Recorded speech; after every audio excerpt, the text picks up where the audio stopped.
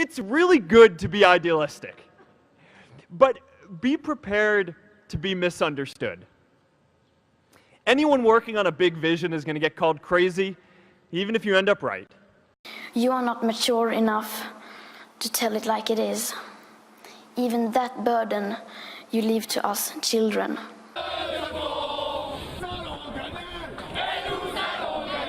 There will be fewer and fewer jobs that a robot cannot do better.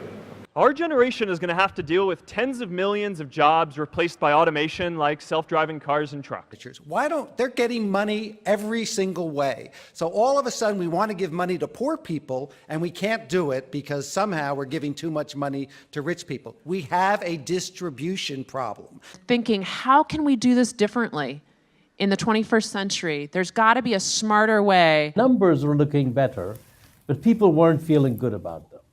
People always ask, how much will it cost to put up these new cities? Do we have the resources to do it? That's the question, not how much does it cost. That's the old question.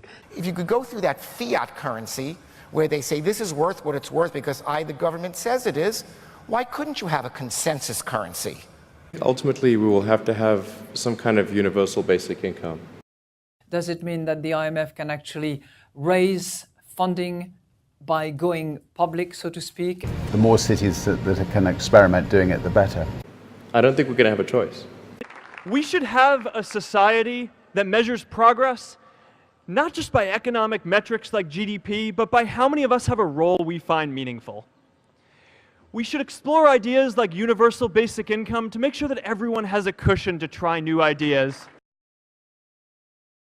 In this America, millions of work-starved men walk the streets daily in search for jobs that do not exist. Does it make sense for them to go $40,000, $50,000, or $100,000 in debt in order to get a college education? It's like insurance on the bond, and if it goes bust, you can make 10 to 1, even 20 to 1 return. And it's already slowly going bust. 10 to 1, 20 to 1, no way. And no one's paying attention. These are the values of our whole generation. It was never a question of if we were going to do this.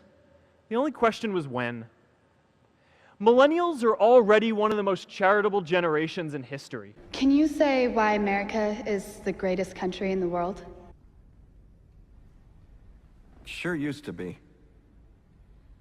We stood up for what was right.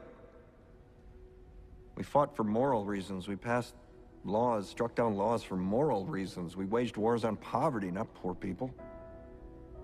We sacrificed. We cared about our neighbors. We put our money where our mouths were, and we never beat our chest. We built great big things, made ungodly technological advances, explored the universe, cured diseases, and we cultivated the world's greatest artists and the world's greatest economy.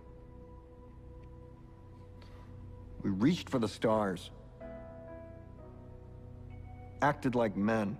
We aspired to intelligence. We didn't belittle it. It didn't make us feel inferior. We didn't identify ourselves by who we voted for in the last election, and we didn't scare so easy.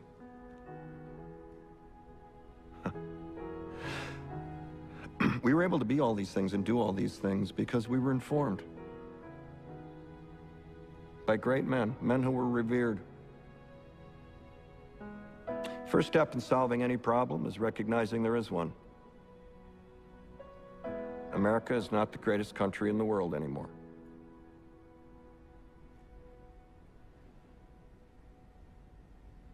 Enough?